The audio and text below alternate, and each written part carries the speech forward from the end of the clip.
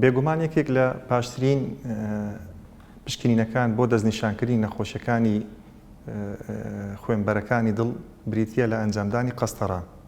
خۆشەویستان، قەستەرە وەکو ئیشاعی ملەون یاخود بڵێن سیتیسکان یاخود هەر پشکنینێکی تیشچی کە تێیدا بۆیە بەکاردێت ئەنجام دەدرێت لە ڕێگەی کانولەکەوە لە دەست یاخود لە دەمارەکانی پێ هەڵدەسین بە بۆیەکردن یاخود ڕەنگکردنی دەمارەکانی دڵ کە تیایدا بە دیار دەکەوێت ئایا دەمارەکانی دڵ تەسک بووتەوە یاخود نا.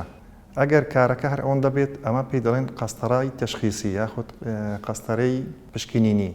بەڵام هەر کاتێک بینیمان دەمارێک خوێنبەرێک تەسکە پێویستی بە ئەو کات پێویست بە شەبەکە و باڵۆن دەکات. شەبەکە و باڵۆن بریتیە لە ئەنجامدانی فراوانکردنی ئەو شوێنەی کە تەسکە لە ناو خوێنبەرەکە، پاشان دانانی شەبەکەیەک لەو شوێنە تاکو دووبارە تەسکبوونەوەکە ڕوونەدات. بە کورتی قەستەرە بریتیە لە جۆرێک لە پشکنینەکانی ئاشیعایی کە تیایدا ڕاستەوخۆ دەمارەکانی دڵ بۆیە دەکرێت یاخود ڕەنگ دەکرێت.